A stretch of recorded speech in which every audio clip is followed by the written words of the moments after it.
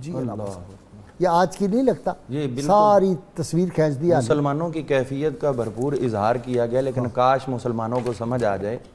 اور اس میں غازی صاحب جو معاملات ہیں وہ دیکھنے والے یہ ہیں کہ ہمارا مسلمانوں کا جو فلو ہے وہ چینج کر دیا گیا ہے۔ ٹھیک، مسلمان حکومتوں میں سے پوری دنیا میں جو بھی حکومت ہے وہ اپنے مسلمانوں کے خلاف تو کام کر رہی ہے، ہاں، لیکن کسی کفر والی حکومت کے خلاف نہیں کچھ کر رہی۔ اور یہ پچھلے جو ہے وہ کم از کم 100 سال سے تو ایسا ہی آ رہا ہے، ہم ایک دوسرے کو فتح کرنے لگے ہوئے ہیں، اور یہ سوچ ایسی خطرناک نظر آتی کہ آگے اس کے کوئی بند بھی باندھتا ہوا نظر نہیں آتا۔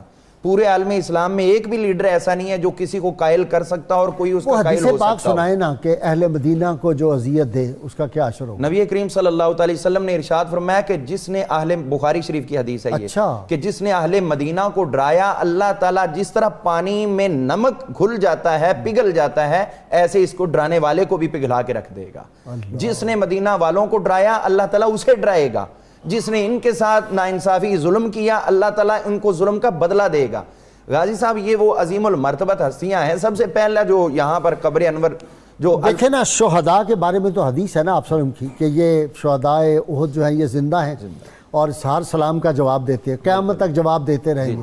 وہاں پہ اتنی بڑی ہستیاں جا کے سلام دیتی تھی، جواب آتے تھے، ان کو بھی نہیں بخشا، کسی کو نہیں بخشا۔ نہ بدر والوں کو بخشا ہے، نہ احد والوں کو بخشا ہے، نہ بقی والوں کو بخشا ہے، نہ جنت المالا والوں کو بخشا ہے۔ اسلام تو یہ ہے کہ 13 صدی تک مسلسل ایک نام میرے آقا کریم علیہ السلام کی طرف سے اس خطے کو القاء ہوا تھا، وہ بدل کے اپنے بڑوں کے نام پہ رکھ لیا۔ یہاں سنت تبدیل کی کوئی پوچھنے والا نہیں ہے، سنت کو ہمیشہ کے لیے صدیوں سے جاری سنت کو بدل کے رکھ دیا۔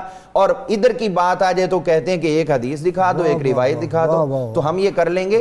ذرا خود ہی اپنی اداؤں پہ غور کریں کہ خود آپ لوگ اسلام پر کس قدر کاربند ہو۔